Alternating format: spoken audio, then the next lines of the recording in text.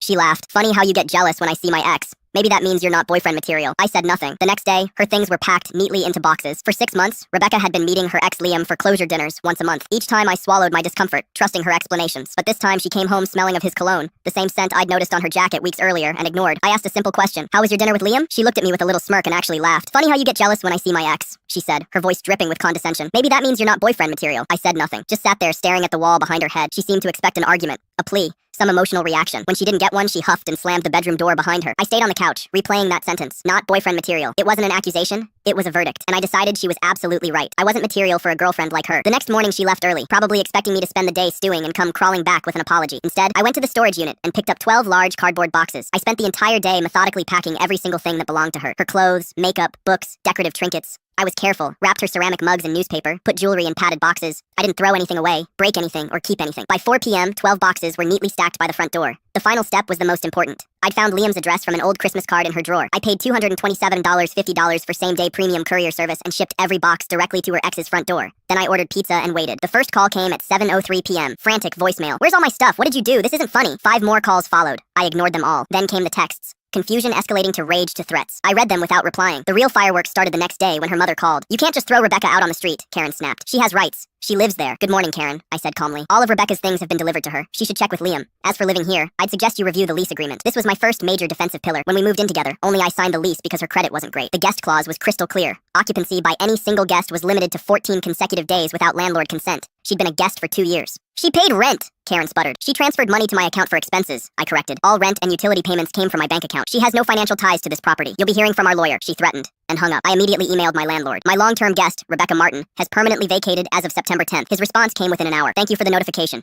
Your file has been updated. For days it was quiet. Then came the social warfare. Our mutual friend Sarah called. Rebecca's telling everyone you had a psychotic break, that you screamed at her and threw her out with nothing. She says you were tracking her phone and threatening her. This was the smear campaign I'd expected. I sent Sarah 3 screenshots. Rebecca's text admitting to lying about her whereabouts, the $227.50 courier receipt proving I professionally delivered her belongings, and her dismissive message calling me insecure and not attractive when I'd expressed concerns about her ex. I never screamed, I wrote. I never threatened her. I just took her at her word that I wasn't boyfriend material and sent her belongings to the person she clearly preferred. Sarah and Mark apologized immediately. The friend group fractured. Rebecca had overplayed her hand with lies. The final escalation came when Karen called with fake sweetness. Rebecca left behind her great-grandmother's pearl necklace. It's been in our family for generations. Could she come by to look for it? This was a trap. Once inside, Rebecca could claim tenancy rights. Let me check my security camera footage from the day she left, I said. The silence was deafening. I found the timestamp, 8:12 a.m. Rebecca walking out my door. There, clear against her black blouse, was the pearl necklace. I emailed Karen the 15-second video clip. Complete silence. Checkmate. A month later, Liam texted, thanks for the delivery service. She showed up screaming, tried to move into my spare room. Took 2 weeks to get her out. You dodged a nuclear missile, man.